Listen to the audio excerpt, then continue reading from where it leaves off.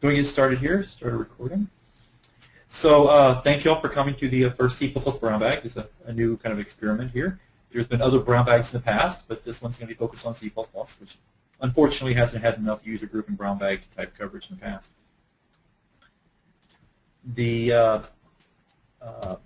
First, I'd like to have a big thank you to you for participating, for Clear Measure for sponsoring the event. Full disclaimer, they're my employer. I like working there, and they're hiring other positions, so go to the link. I'll post this to the blog afterwards if you're interested. A little quick about myself. My name's David Cravey. I'm a senior architect at Clear Measure. I've been a Microsoft Visual and C++ CPP for a few years now, and I lead the Houston and DFW C++ user groups. I've been told I might like C++ too much, but I don't really think that's possible. So just to kind of review, what is the brown bag?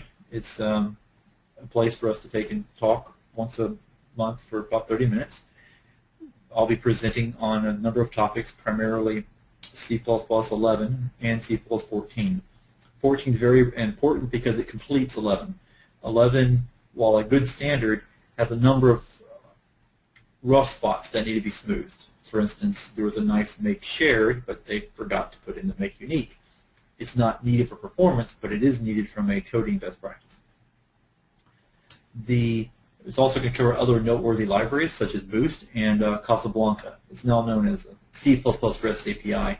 They've just went public, and I'm very excited.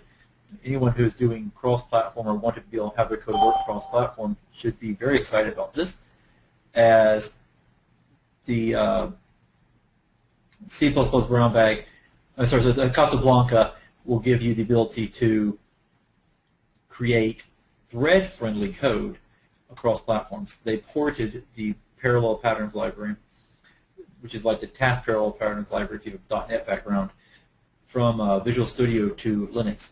So it runs on the GCC. Very cool. Also, the libraries like Poco. So today I'm going to borrow a number of slides from the C++ 11 presentation by Alex, and he was happy to hear them being used. Cover a few of the things that came in C++ 11. Some of these may not seem overly exciting at first, but the possibilities are very. The possibilities of making your code much cleaner and safer really are compelling, and I want to cover those as kind of a good introductory. Rarely do I ever use any of those slides, but in this case I really liked how he laid them out.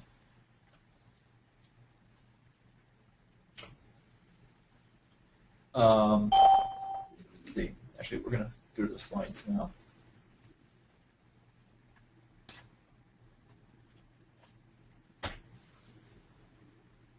So the first we're talking about is null pointer constant.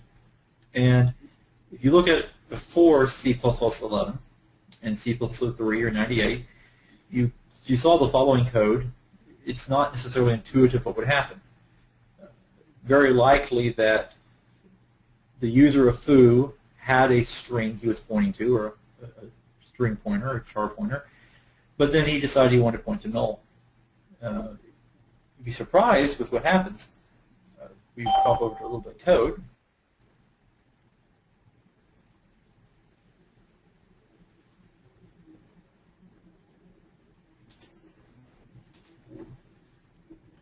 We'll run our little null pointer test. You'll see that it's very simple. We're going to call foo with null, and then we'll look at what null pointer does different.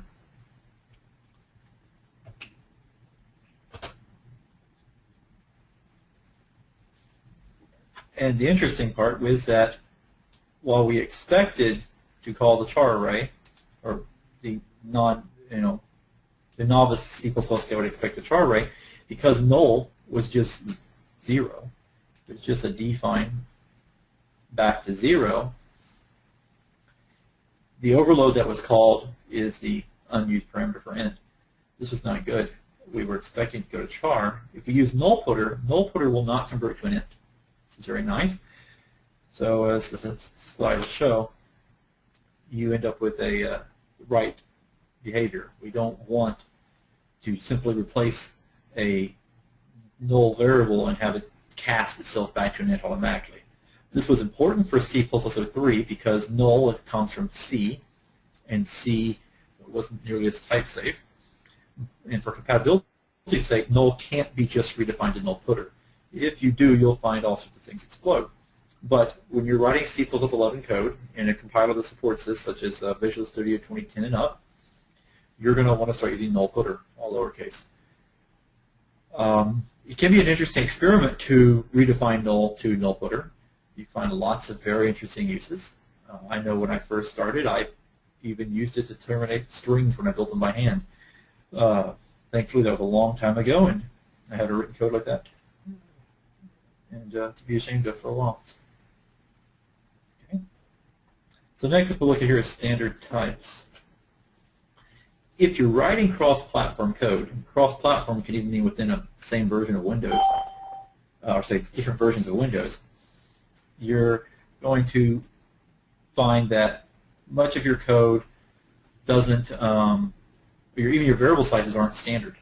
So with C++11, they introduced sizes that actually specify their name. Now, this is an easy workaround. There's tons of macros that people define to do this, but it's really nice when it's been defined by the standard. The code is much cleaner and easier to read. And the logic that people have used to try to deduce things has been often buggy.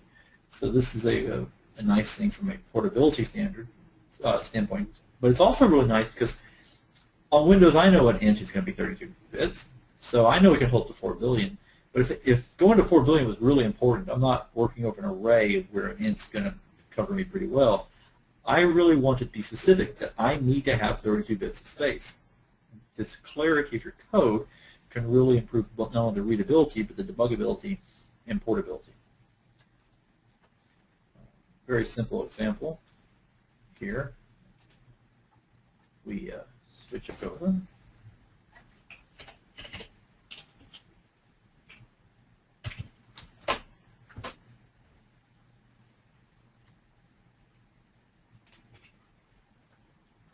We'll see that the compiler now knows the sizes of each of these, and it makes it very, very easy to work with and reason about.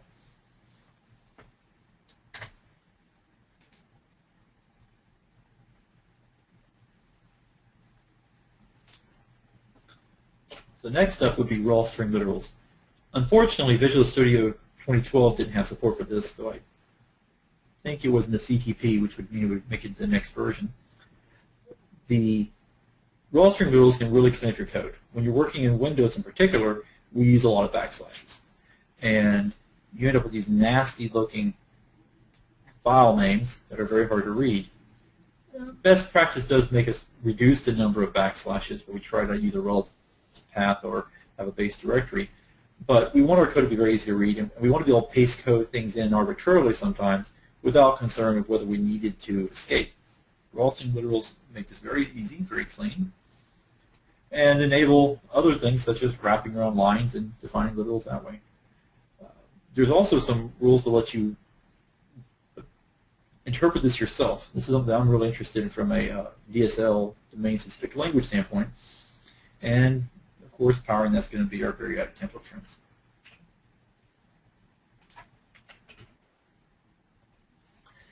Here's a simple example that really cleans up your code. We've seen it in C# for a long time.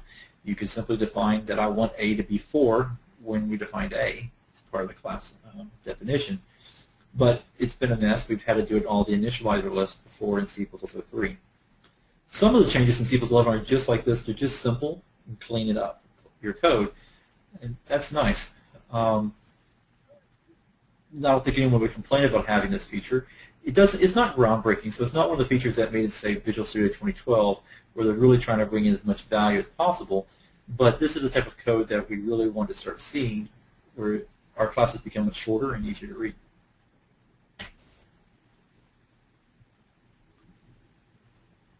Along that same vein, there's delegating constructors. Often we want a constructor who simply provides a default value. If you provide a default value in the class definition, for instance, we had said A takes a parameter of int x that equals 42, the value of x will be baked into the call site. That's not so nice if we're going to have separate modules. So if all the code's in the same binary, same DLL or EXE for Windows, then it's not much of an issue. But as soon as you store your function in a library, like a DLL, then, or a lib, if you haven't recompiled it, you'll get some very surprising results. You've changed the default value, yet that didn't propagate to all the call sites. Delegating constructors make changes like this much simpler, where we have A simply delegate back to another A, so the constructors can pass along.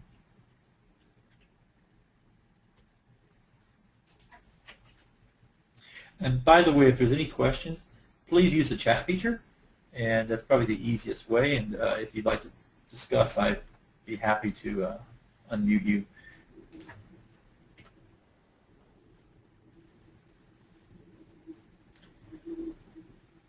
Another important feature that other languages have sometimes had is things like override.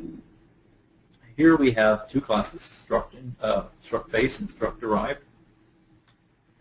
And we accidentally one second here. We accidentally in here decided to create another function that was going to create an overload. We didn't really want to create an overload. We wanted it to, we're just trying to redefine it and implement that virtual function. So this is not a nice thing, but it happens a lot.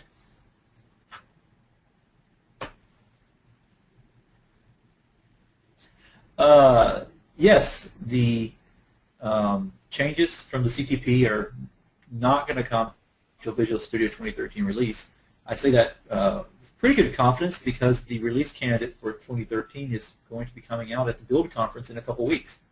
So the good news is that while we're not going to see the CPP in 2012, we are going to see the CPP with a Go Live license and XP support in only a few weeks.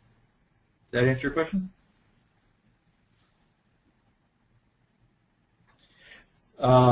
This is actually really good for another reason. We don't want Visual Studio to introduce new language features in the middle of a build, middle of a single version.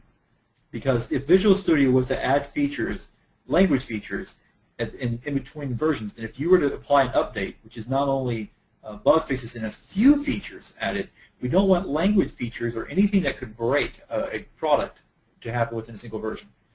So I know that's a desire we always had, and I think that with the quicker release cycles, such as we're seeing here about 1 year, I don't know what the future holds, but this release cycle was very quick in comparison to the past.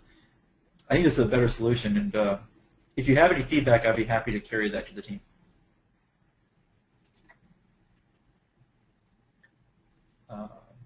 So override and the C++11 case, you simply add the override. The override will now trigger an error because you did not override. You had introduced a new function. And that burns people quite a few times.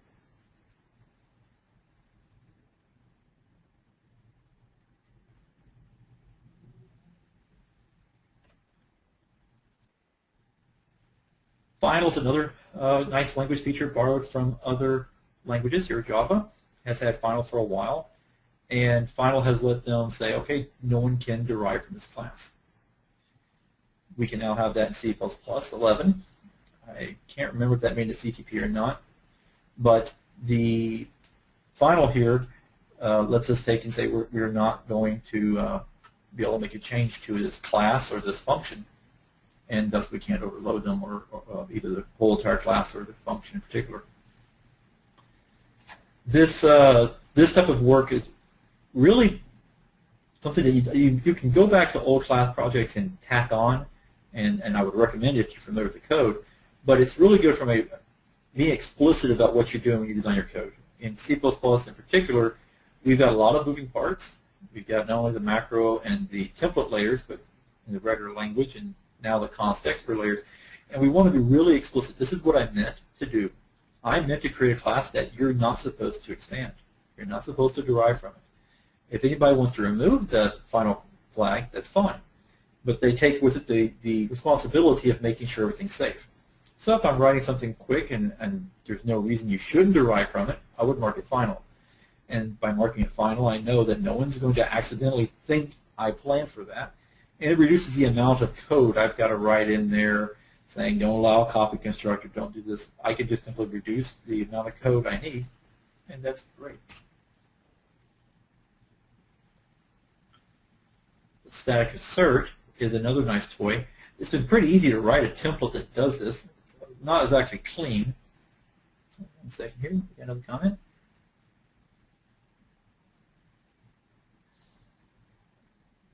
Okay, so the question was, what are some good real-world examples where design requires final?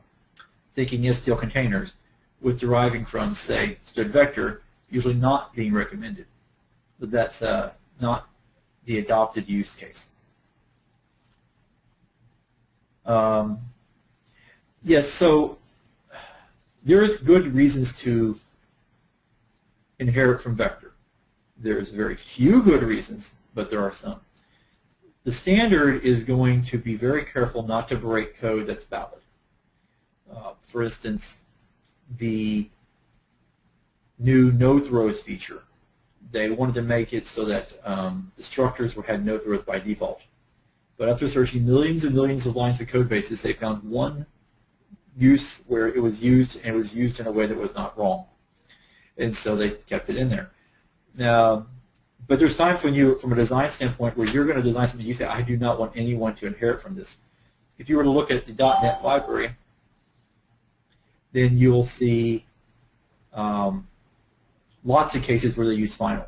Then you may want to create something that you don't want anybody to mess with the internals, because there's a lot of ways you can mess with the internals when using inheritance, especially if it wasn't done properly. For instance, if you didn't favor private. Remember that as our friend Scott Myers has pointed out, anything that's not private is not fully encapsulated.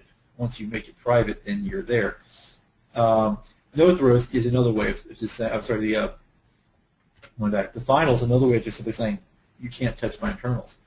You cannot just simply derive from me and start messing with my internals as you wish. There's always ways of doing that with pointers and other C++ language tricks.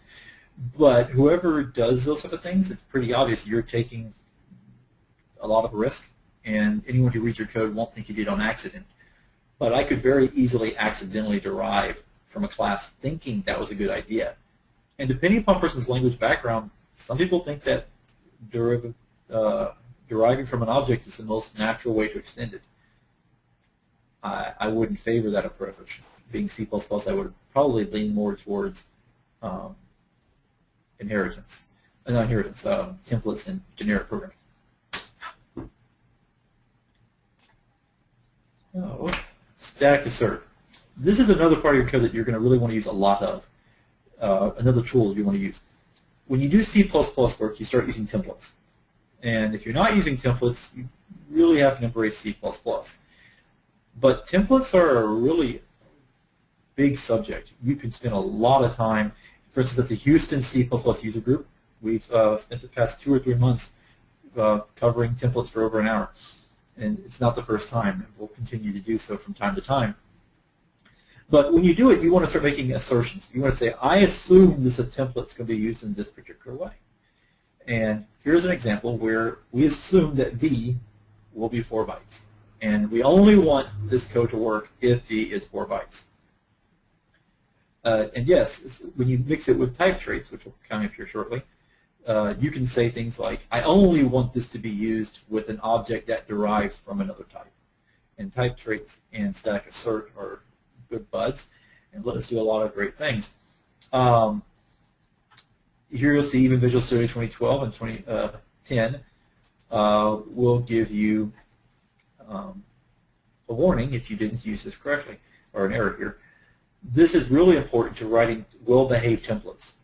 One of the things to remember with the template is that it's really hard to test it in every scenario. Writing a unit test for a template is different than writing a unit test for a class, because what types will we put in there? Static assert's one tool you can use to say, I assume you've used it this way. Now another programmer can come back and say, well, I've now proven it's safe for other uses.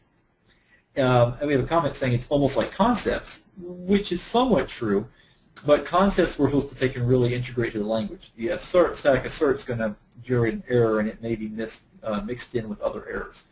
The concepts are going to be much more natural, and especially if you've been paying attention to the standard committee, there's going to be the new concepts light.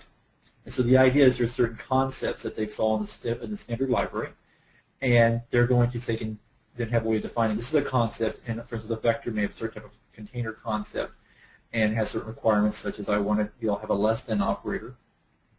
And in that case, you'll want to be able to take and say, okay, well, here's a concept that this class applies, and you can define new concepts, and then have it checked so that the usages are checked. Just as a little side note, the concept light currently is only checking uses. It's not going to verify that the implementation really properly used and depended upon those concepts. This is most of the way there. They are still working on it, and a lot of fun things will happen. Yes, so Concepts Lite leaves it out. That's the plan, that in the future they bring it forward. Concepts Lite, last I checked, was hoping to have a technical report for Visual C++ 2014 timeframe. But 2014 timeframe, yes, and the 2017 timeframe is when it may either make it into the standard and/or be completed. But the short term, they're focused on, I think, a technical report or technical specification, and going for the 2014 timeframe. And this is really, really cool because 2014 is really, really soon, and it's nice to see after that huge lull from C++98 to C++11, we had 13 years of no real growth to see a lot of new things coming. If there is interest, I would be interested in trying to summarize some of the changes that they have been doing to C++ 2014 in the future. I haven't got a full list at this point. So static assert's your friend. It can go a long way while we don't have concepts. And it's also a great way of specifying your code this is going to happen. One thing I want to note, while it looks like a function call, this is compile time work. You're not going to compile. And that's one of the great things about C++. We aren't limited to runtime types, runtime checking. Asserts at runtime are great. And languages like Java and C# have unfortunately taken a defer to runtime concept. Many, many things are being deferred to runtime. This can be good for a lot of code. If you're doing non-performant code, such as handling a mouse click, usually this is not an issue. It takes, 5 milliseconds for the sound to travel from the mouse to your ear. But if you're doing something like a device driver or some long-running calculation or anything that performance is critical, then you're going to want to move less and less to runtime. But that's not the only reason to move things to compile time. That's only one reason. But I'm asked, why do I like C++? I give 3 reasons. First, I really like the safety. I'm much, much safer. And if you look at how Java and C# have a base type of object, and anything can be cast to object. And if you look at interfaces and polymorphism of the whole, what you're really seeing is you're poking a hole in the type system from compile time to runtime. And that means that errors that should be found at compile time will only be found at runtime, meaning in front of your customer. And I prefer my bugs to show up at compile time, especially for the template, because templates, again, I don't know what types will be used with it. Other reasons why I like is productivity. Once I have the safety net, like unit testing, and once I have compile time safety, I'm very productive. I can make a lot of changes and know that even if I didn't cover the unit test, it won't compile. And I don't have to worry, did somebody cover this as a unit test, or did that unit test get commented out? And finally, I like performance. Enough said about C++. It's got great performance. Um,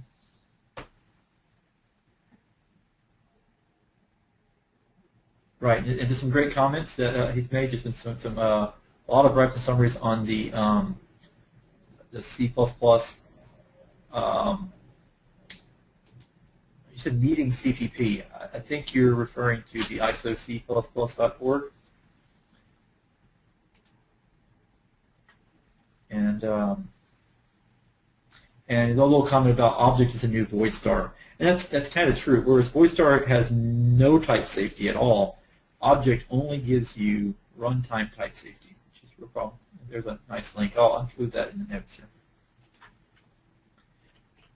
And then finally, last topic for today, then I'm going to unmute everybody and have an open discussion for a couple minutes, is type traits. This is really important because, well, it's nice to know that there's an object. It's nice to know more about it. For instance, is there a virtual deconstructor for an int? We might be able to answer that question by looking in the standard or looking at code bases. But it's nice when I can just simply ask, and then I can make decisions. So I can control template specialization based upon this, and also function overloads. And then with the static assert, I could even make code just simply break. You can't use it if there's not a virtual deconstructor. There's a huge list of type traits, and the final thing I want to say here is we could spend a week covering type traits, and they're fantastic. But some of these things can be found with really interesting template tricks. Those are always very interesting. But some of these features can only be done by the compiler. There's no way for the system to know using any type of language trick, is this trait true? The compiler does. And the final warning is, do not emulate STL code on what it does for some of these items. These are version specific. The STL outer interface is always stable. It's what you should design towards. When you look at the internals, they can be interesting, but remember they are version specific, and they are the way that they do it in that version of Visual Studio, and are subject to change. So I'm going to unmute everybody, and then if anybody doesn't feel like talking, feel free to just chat. And then if anybody needs to drop off at some point here, we're coming up on our last 4 minutes. I'm going to stay around for another half hour or until the last person leaves, and be happy to answer questions.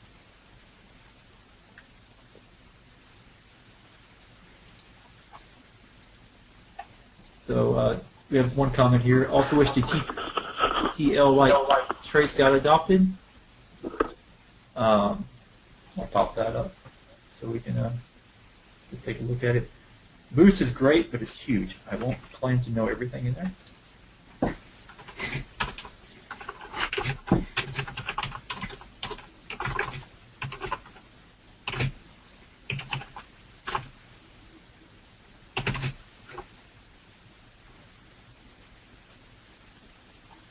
Yes, so there's a lot of new things coming, and sometimes the standard's also looking forward. You're going to see the C++ standard having compile time reflection somewhere in the near future. Hopefully we'll see at least a technical specification come out in the 2014 timeframe.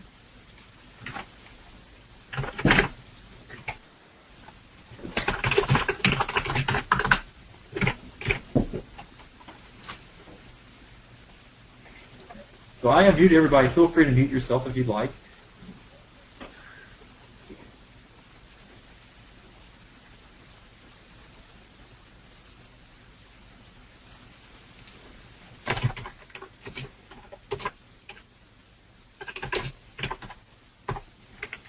Okay, little link we can post out here.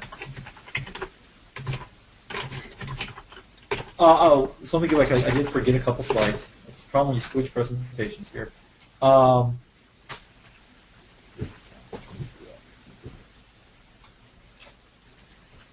And then other news.